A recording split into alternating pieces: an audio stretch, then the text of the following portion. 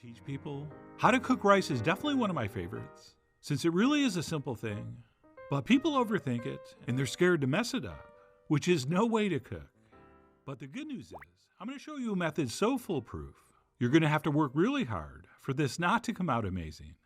So with that, let's go ahead and get started by tossing some things in a blender, beginning with 1 cored and quartered tomato, as well as 1 seeded and roughly chopped up red bell pepper. We are also going to add 1 whole habanero pepper. Oh yeah, seeds and all. Just pull off the stem and throw it in. Along with 1 red Fresno chili, which is simply a red jalapeno, and you can use that instead. And then we'll also toss in some garlic cloves, along with some minced ginger. And then we'll finish up this component by pouring in a couple cups of cold fresh water, at which point we'll blend this on high for about a minute, or until it's completely smooth. And once that's been accomplished, it's ready to use to cook our rice in. Oh, and by the way, traditionally, this would be cooked like a sauce and simmered for a while before it would actually be added to the rice. So while the rest of the recipe is going to be fairly standard, this first step is going to be quite different. So once blended, we'll go ahead and set that aside, and we will head to the stove, where we will add a lot of olive oil to a pan set over medium heat. And pretty much any pan with a tight-fitting lid will work for this.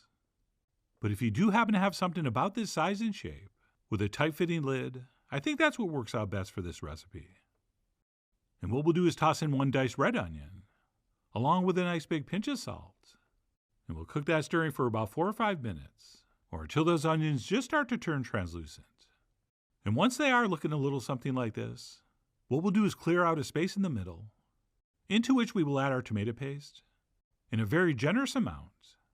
And we'll sort of spread that out, and we will cook it stirring for a couple minutes, just to take the raw edge off that tomato paste, and toast it and caramelize it a little bit, which in my opinion really does make it taste better and more savory. So I guess cooking this is technically optional, but not really for me. I pretty much will do that every time.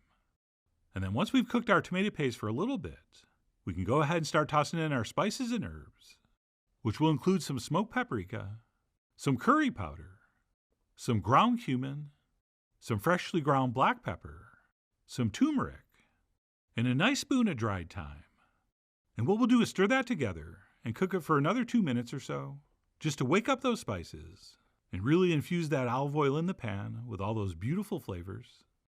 And once that's been accomplished, we can go ahead and grab the star of the show, our rice. And what I like to use for this is basmati in its raw form. Okay, quite often in this recipe, they'll tell you to use parboiled rice, which is partially cooked and dried. But I really love how the basmati rice turns out, so that's what I'm going with. And what we'll do is start stirring that in. And I almost forgot, we also want to turn off the heat.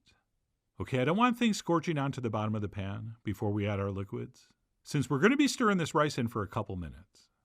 And that's because we want to make sure every single grain of that rice has been coated in that oily, spicy tomato paste mixture. So I want you to really pay attention and do that thoughtfully and thoroughly. I mean, you are, after all, the administration of this rice lubrication, and it really is one of the key moments in this operation. And that's it. Once that's set, we can go ahead and toss in a bay leaf, as well as a nice big spoon of chicken bouillon paste, which, as you know, is fairly salty. So along with the salt I added to the onions, I should be okay. And of course, we can taste and adjust later. And that's it. We can go ahead and pour in our tomato and pepper smoothie. Very carefully, please. Okay, do not, under any circumstances, let some splash out onto your stove, like I did. But anyway, let's go ahead and stir that in, and turn our heat up to high. And if you'll excuse me, I do need to wipe that off, because it's kind of bothering me. And then once that's been stirred in, we will simply wait for this to start to simmer. And while we're waiting, do not be tempted to stir it. Just simply wait for it to start simmering like this. And as soon as it does, what we'll do is cover it, and we'll reduce our heat to medium-low, and we will set our timer for 20 minutes. And please note, when we cook basmati rice in water, we usually only cook it for 15 minutes, and then we let it rest for 10, and then we fluff it. But when you cook rice in a sauce like this, it always takes longer. So we'll go ahead and let that simmer on medium-low, fairly enthusiastically, for exactly 20 minutes, at which point we're going to turn off the heat, and we will set our timer for 12 minutes, during which time we will do absolutely nothing, including taking off the lid. Do not, take off the lid. And you're probably thinking, I wasn't going to, but now that he said not to, I really want to. Well, don't. We need to keep all that heat and moisture trapped in. But after 12 minutes, once that timer rings, we can uncover it. And we can grab our finest fluffing fork. And we can very carefully start breaking up this rice, or fluffing as it's referred to in the business.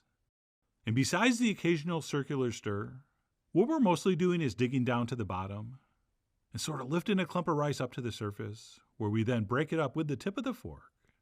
And as I do this, what I want you to really notice is how every one of those rice grains is perfectly plump, having soaked in all that amazing sauce.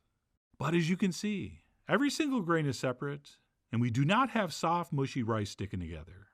I mean, it's still starchy, and those grains of rice will kind of adhere to each other. But that's good. That helps it stay on the fork. So not to brag, but we totally nailed the texture. And what about the taste? Oh my goodness. This really is extraordinarily flavorful.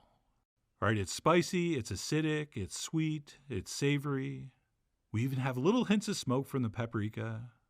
And after a couple bites, you will fully understand why this is so popular. It is just an absolute flavor bomb. And by the way, I hate that term, but it so perfectly fits here, I had to use it. And then I would have had no problem serving this right out of the pan. But to make it a little prettier, I did transfer it into this dish, and then garnish the top with some freshly sliced green onions and some cilantro. And that's it. My take on jollof rice was ready to enjoy again. And while we did take a major shortcut, not cooking that tomato pepper sauce, I can't imagine this tasting any better. And as long as you perform all those other steps as shown, I want to say it really does not make that big of a difference. Or at least not one I can perceive. And while I've always served this kind of thing as a side dish, many people think this is a perfectly fine main course. And I don't think I would argue with that. This is definitely satisfying enough to do that. And if you did want to serve this next to or under some